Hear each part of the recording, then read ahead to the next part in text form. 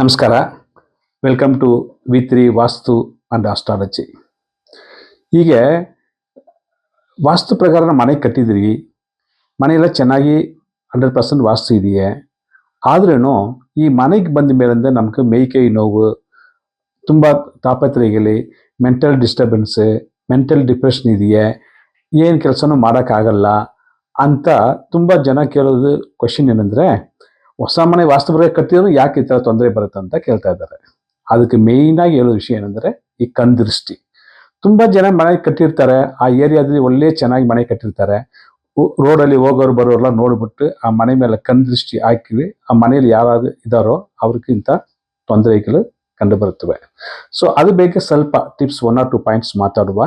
ಯಾಕಂದರೆ ಇದು ವಾಸ್ತು ಮತ್ತು astrology related day to day ಲೈಫಲ್ಲಿ ಆಗೋದು ಪ್ರಾಬ್ಲಮ್.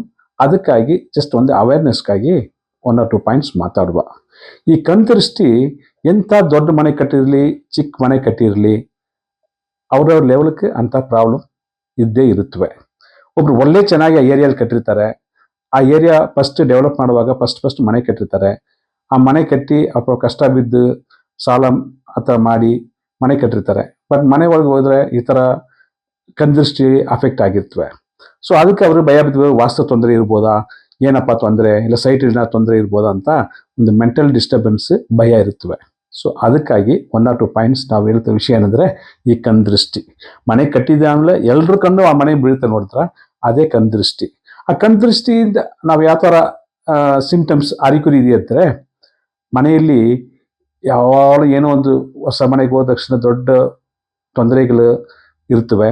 ಗಂಡ ಹೆಂಡತಿ ಸ್ವಲ್ಪ ಮಾತು ಜಾಸ್ತಿ ಮಾತಾಡಿ ಅಟ್ಲೀಸ್ಟ್ ಮಿಸ್ಅಂಡರ್ಸ್ಟ್ಯಾಂಡಿಂಗ್ ಆಗೋದು ಸಿಚುವೇಶನ್.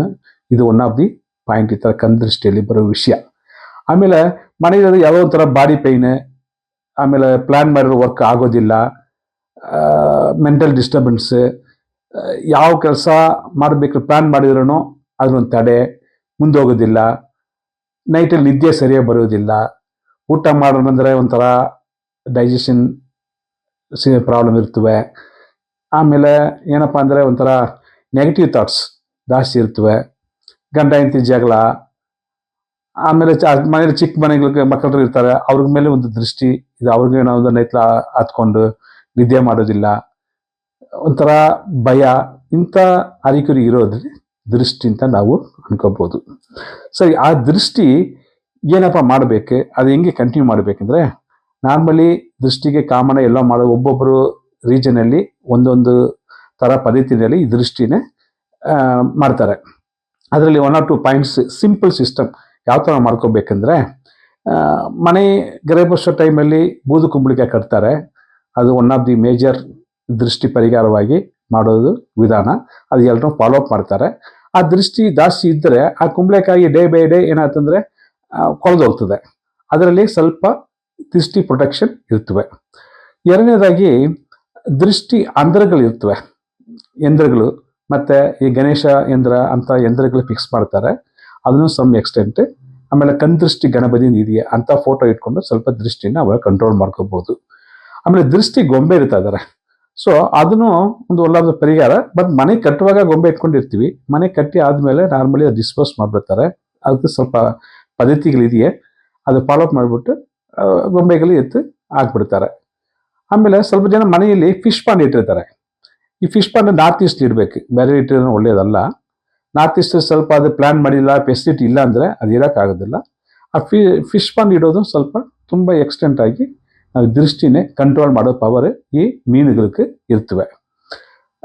ಸರಿ ಸರ್, ನಮ್ಮ ಮನೆಯಲ್ಲಿ ಏನು ಮಾಡ್ತಾ ಇದ್ವಿ, ಇದು ಹೆಂಗೆ ನಾವು ಕಂಟ್ರೋಲ್ ಮಾಡ್ಬೋದು ಅಂತ ಹೇಳಿದರೆ, ಸಿಂಪಲ್ ಪರಿಹಾರ ಸೀ ಸಾಲ್ಟ್. ಈ ಸಮುದ್ರ ಉಪ್ಪು ಇರ್ತಲ್ವ, ಊಟಕ್ಕೆ ನಾವು ಸೇರಿಸ್ತೀವಿ ಉಪ್ಪು, ಅಯೋಡೈಸ್ಡ್ ಅಲ್ಲ. ಇವಾಗೆಲ್ಲ ಅಯೋಡೈಸ್ ಸಿಗ್ತವೆ, ಅದು ಇಲ್ಲ. ಈ ಹಸುಕ್ಕೆ ಹಾಕ್ತಾರೆ ನೋಡಿ, ಸೀ ಸಾಲ್ಟ್ ಅಂತ ಕೇಳಿದ್ರೆ ಅಂಗಡಿಯಲ್ಲಿ ಕೊಡ್ತಾರೆ. ಆ ಸೀ ಸಾಲ್ಟನ್ನೇ ಡೈಲಿ ಅಥವಾ ವಾರಕ್ಕೆ 1 ದಿವಸ ಸ್ನಾನ ಮಾಡುವಾಗ ಆ ಬಕೆಟ್ಲಿ 1 or 2 ಕೈಯಲ್ಲಿ ಎತ್ತು ಸ್ಪೂನ್ ಹಾಕಿ ಅದು ಸ್ನಾನ ಮಾಡೋದು. ಇದು ಸಿಂಪಲ್ ರಿಲೀಫ್ ಅಷ್ಟೇ, ಇದಕ್ಕೆ ಅಷ್ಟೊಂದು ದುಡ್ಡು ಏನೋ ಬೇಕಾಗಿದ್ದಿಲ್ಲ. ಅದು ಫಾಲೋಅಪ್ ಮಾಡಿದ್ರೆ ಸ್ವಲ್ಪ ಈ ಬಾಡಿ ಪೈನ್ ಇಂಥ ತಾಪತ್ರ ಚರ್ಮ ಕಡಿಮೆ ಆಗ್ತವೆ.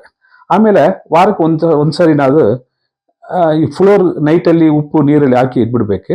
ಬೆಳಿಗ್ಗೆ ಫ್ಲೋರ್ ಕ್ಲೀನಿಂಗ್ ಮಾಡುವಾಗ ಆ ನೀರನ್ನೇ ಮಿಕ್ಸ್ ಮಾಡಿ ಫ್ಲೋರ್ ಕ್ಲೀನ್ ಮಾಡಿದರೆ ಆ ಮನೆಯಲ್ಲಿ ಒಳ್ಳೆ ಪಾಸಿಟಿವ್ ಎನರ್ಜಿ ಕ್ರಿಯೇಟ್ ಆಗುತ್ತವೆ. ಸೊ ಇದು ಒನ್ ಆಫ್ ದ ಸಿಂಪಲ್ ಪರಿಹಾರ, ಇದು ಫಾಲೋ ಅಪ್ ಮಾಡ್ಬೋದು. ಎರಡನೇ ವಿಷಯವಾಗಿ ಲೆಮನ್ ಇರ್ತವೆ. ಲೆಮನ್ ಅಂದರೆ ಲೆಮನ್ ಕಟ್ ಮಾಡಿಸಿ ಸ್ವಲ್ಪ ಕುಂಕುಮ ಅನಿಸಿ ಬಾಗಿಲಕ್ಕೆ ಫ್ರಂಟ್ ಮೈನ್ ಎಂಟ್ರೆನ್ಸ್ಗೆ ಎರಡು ಕಡೆ ಇಡೋದು ತುಂಬ ದೃಷ್ಟಿ ಕಂಟ್ರೋಲ್ ಮಾಡೋದು ತುಂಬ ಚೆನ್ನಾಗಿರ್ತವೆ. ಸೊ ಇದೆಲ್ಲ ಯಾರು ಮಾಡಬೇಕು ಅಂತ ಹೇಳಿದರೆ, ಆ ಮನೆಯಲ್ಲಿ ಇರ್ತಾರೆ ನೋಡಿ, ಸ್ವಲ್ಪ ವಯಸ್ಸಾಗಿರೋ ಮಾಡಬೇಕು, ಚಿಕ್ಕ ಚಿಕ್ಕ ಮಾಡೋದು ತುಂಬ ಅಲ್ಲ. ಆಮೇಲೆ ಆ ಮನೆಯಲ್ಲೆಲ್ಲ ಮಗು ಇರ್ತವೆ. ಸೊ ಮಗುಗೂ ಸ್ವಲ್ಪ ಮನೆಗೆ ಹೋಗಿದ ತಕ್ಷಣ ಒಂಥರ ದೃಷ್ಟಿ ಅದ ಇರ್ತವೆ. ಬೇಗ ಹೆಣ್ಮಕ್ಳಿಗೂ ಮತ್ತೆ ಈ ಚಿಕ್ಕ ಮಕ್ಳಿಗೆ ಬೇಗ ಅಫೆಕ್ಟ್ ಆಗ್ತವೆ ಈ ದೃಷ್ಟಿ. ಸೊ ಅಂಥ ಟೈಮಲ್ಲಿ ಚಿಕ್ಕ ಮಕ್ಳಿಗೆ ಮಾಡಬೇಕಾದ್ರೆ ಸಾಯಂಕಾಲ ಟೈಮಲ್ಲಿ ಎಲ್ರಿಗೂ ಗೊತ್ತಿರ್ತವೆ, ಒಂದು ಕಡೆ ಮಾಡ್ತಾರೆ, ಡೇ ಟೈಮಲ್ಲಿ ನಾರ್ಮಲಿ ಮಾಡೋದಿಲ್ಲ. ಸಾಯಂಕಾಲ ಟೈಮಲ್ಲಿ ಒಂದು ಉಪ್ಪು ಅಥವಾ ಮೆಣಸಿನ್ಕಾಯಿ ತಲೆ ತಿರುಗಿಸ್ಬಿಟ್ಟು ಈ ಕಡೆ 3 ರೌಂಡ್ ಆ ಕಡೆ 3 ರೌಂಡ್ ಮಾಡಿಬಿಟ್ಟು ಅದ್ರ ದೃಷ್ಟಿ 3 ದಾರಿ ಇರೋ ಕಡೆ ಬಿಸಾಕ್ತಾರೆ. ಇದು ಸಿಂಪಲ್ ಪರಿಹಾರ, ಎಲ್ಲರೂ ಮಾಡೋ ವಿಧಾನ ಇರ್ತವೆ. ಅದು ಮಾಡುವಾಗ ಏನಪ್ಪ ಅಂದರೆ ದೊಡ್ಡವ್ರು ಮಾಡಬೇಕು, ಚಿಕ್ಕ ಮಕ್ಕಳು ದೊಡ್ಡವ್ರು ಮಾಡಬಾರ್ದು, ಚಿಕ್ಕವ್ರಿಗೆ ದೊಡ್ಡವ್ರು ಮಾಡಬೇಕು. ಸೊ ಇದೇ ಮೈನ್ ಪಾಯಿಂಟ್. ಆಮೇಲೆ ಅಮಾವಾಸ್ಯೆ ದಿವಸ ಇಂಥ ದೃಷ್ಟಿ ತಾವೇನಾದ್ರು ಪರಿಹಾರ ಮಾಡಬೇಕಾದ್ರೆ ಒಳ್ಳೆ ದಿವಸ ಅಮಾವಾಸ್ಯೆ ಮತ್ತು ಮಂಗಳವಾರ ಅಥವಾ ಭಾನುವಾರ, ಈ 2 ದಿವಸದಲ್ಲಿ ಮಾಡೋದು ಒಳ್ಳೆ ಫಲವಾಗಿ ಇರ್ತವೆ. ಈ ದೃಷ್ಟಿಗೆ ಈ ಪ್ರಾಬ್ಲಮ್ಗಾಗಿ ನಾವು ಸುಮ್ಮನೆ ವಾಸ್ತು ಮೇಲೆ ನಾವು ಭಯ ಬಿದ್ಕೊಂಡು ವಾಸ್ತು ತೊಂದರೆ ಇರ್ಬೋದಾ, ಆ ತೊಂದರೆ ಇದೆ ಅಂತ ಫೀಲ್ ಮಾಡ್ತಾರೆ. ಸೊ ಅದಕ್ಕಾಗಿ ಇದೊಂದು ಅವೇರ್ನೆಸ್ಗಾಗಿ ಇಂಥ ಸಿಂಪಲ್ ಸಿಸ್ಟಮ್ ಫಾಲೋ ಅಪ್ ಮಾಡಿ, ಇದು ಒಳ್ಳೆ ಎಫೆಕ್ಟ್ ಕೊಡುತ್ತವೆ. ಅದೇ ಬಿಟ್ಬಿಟ್ಟು ಜಾಸ್ತಿ ಏನೋ ಮಾಡೋದ್ರಲ್ಲಿ ಏನೂ ಇಲ್ಲ.